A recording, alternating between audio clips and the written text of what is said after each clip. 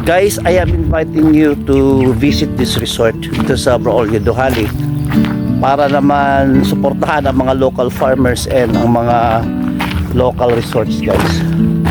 30 pesos lang ang entrance and yan, itong sasalubong sa atin, guys.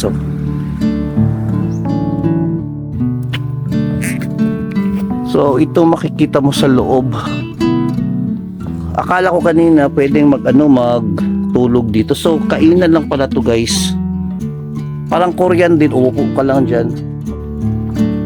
Ang ibang vineyard lang, parang buhangin or lupa, pero ito, guys, nakasemento at parang artificial grass. Kung mag-order ka dito, 30 pesos up, hindi ka na magbabayad ng entrance. Pero kung wala kang order, you must pay the entrance of 30 pesos. Tinatawag din nila itong ocean-inspired dining experience at the middle of the rice field. So dito din sa right ko, ganyan din, guys. May mga upuan din, may table.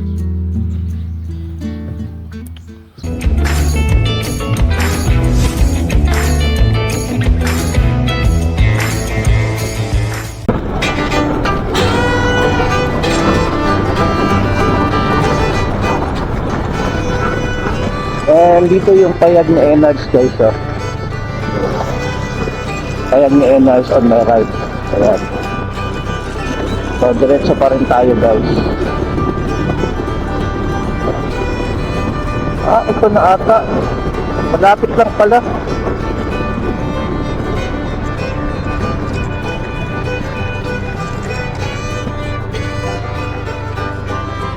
So ito na, Gracia de Davao Floral Vineyard.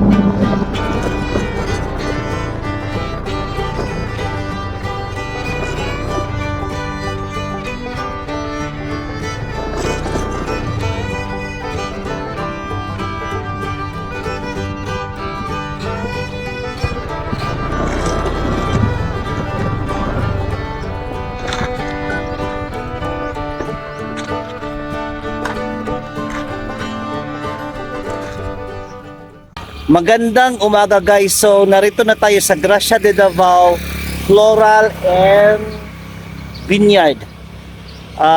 This is my first time here. Malapit lang pala to siya sa guys, sa payag ni Enards, which is andoon ang payag ni Enards. Ayan. Makailang beses ako nakapunta dyan, guys. Siguro mga 5 or 6 na.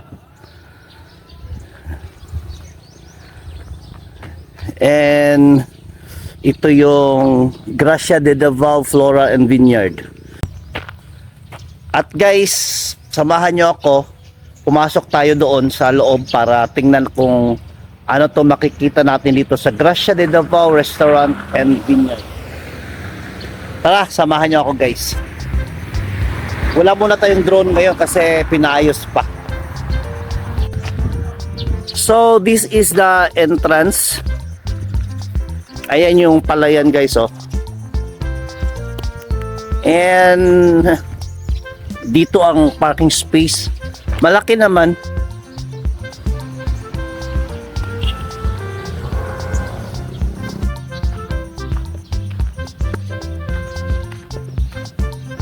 Yeah. Thank you for supporting local farmers.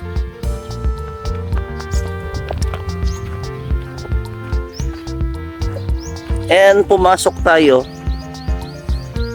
Yan, itong sasalubong sa atin, guys. Nice.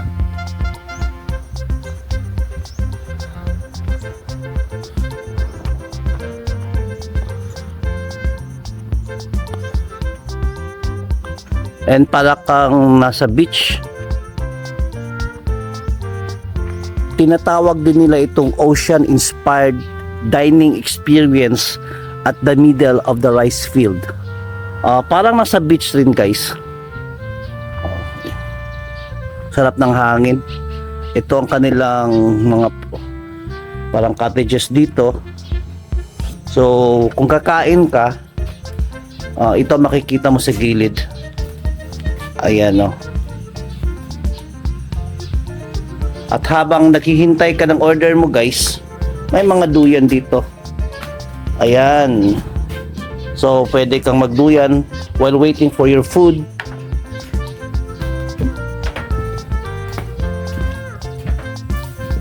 And meron ding duyan dito.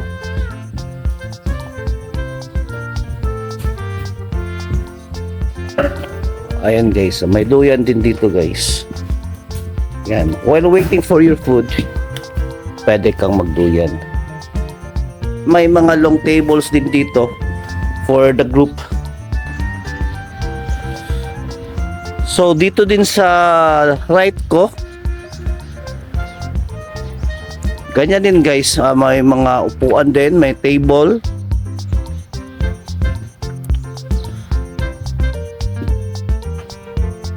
Para ka rin nasa beach, yung cottages ng beach guys.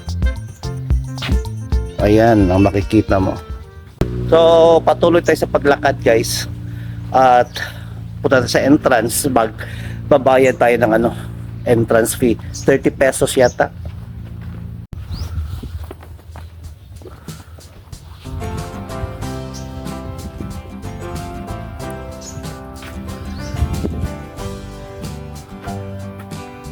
No smoking, diet and more. Yeah, wine time, island music. So, meron silang maliit na tindahan dito. Ayan guys. Meron ding mga duyan like this one and this one. So dito yata mag-o-order ng mga soft drinks, pagkain. Grateful, pohon, coffee, eat, beach, drink, live music. Yan. So meron na namang duyan guys. So yan. While waiting sa mga orders mo siguro, at pwede kang magduyan. Maldives Cabana Local Seaside Gains Trust. And sa left niya, ito ang makikita mo, rice field. So many in the sea, yet I found you and you found me. Ayan, binuksan na. Okay, 1 year pa dahil siya. Nag 1 year kadtong. So this November na pa siya, mag 2 years. Okay. Meron din silang parang cottage dito guys na A-house or parang tipi, yung bahay ng mga Indian, American Indian.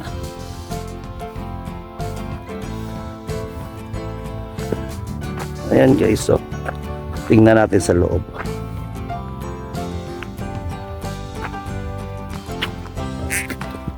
So ito makikita mo sa loob. Akala ko kanina pwedeng magtulog dito. So kainan lang pala to guys. Parang Korean din, uupo ka lang diyan, magbabarkada. Ayan.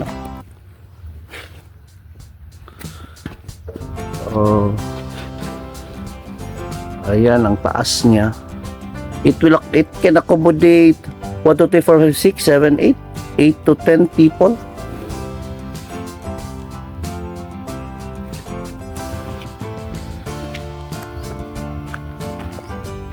And ito ang kanilang grape farm guys, or vineyard. Nakasemento. Ang ibang vineyard lang, parang buhangin or lupa, pero ito guys nakasemento at saka parang artificial grass. Walang bunga ngayon. So nagpruning sila. Kung may bunga ito, dito yan siya, no? Dito. So this time walang bunga. Kaya ganito itsura, parang wala ka nakikita. Pero ito ang kanilang grape farm.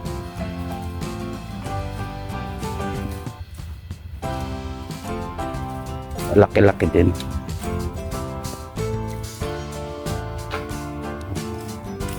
So ito guys, oh, naka-pruning, oh. Naka-pruning.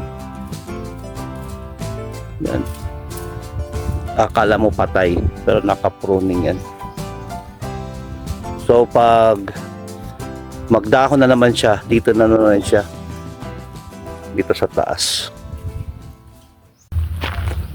Guys, I am inviting you to visit this resort dito sa Bacolod, Duhali, para naman suportahan ang mga local farmers and ang mga local resorts, guys. 30 pesos lang ang entrance and maganda siya, para din siyang Enards, and yung para din siyang yung nakalimutan kong pangalan, yung sa Mawab na nasa rice field din. So dito rice field din siya. Dyan siya, and rice field din siya doon.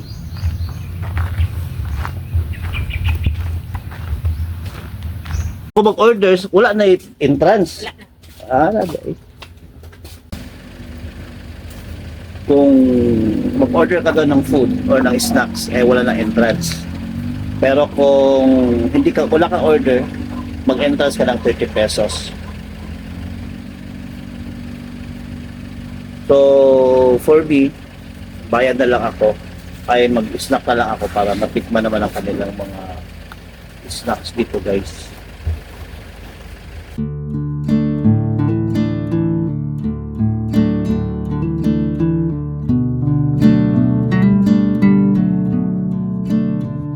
Buko. Pinagani ni ma'am? 159. 159, round of 160.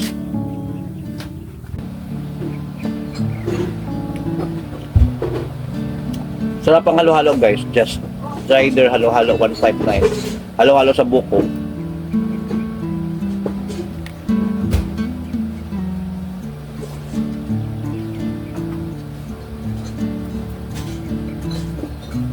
Halo-halo sa buko, guys, 159.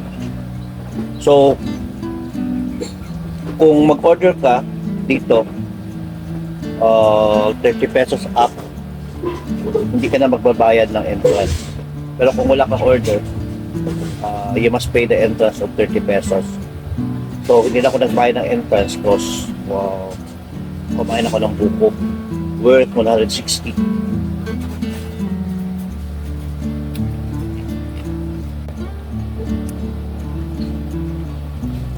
Wala ba upuan ko? Ito, duyan. Pero duyan upuan ko, guys. Style din, ha. Hindi siya chair, kundi duyan. Ano? Duyan.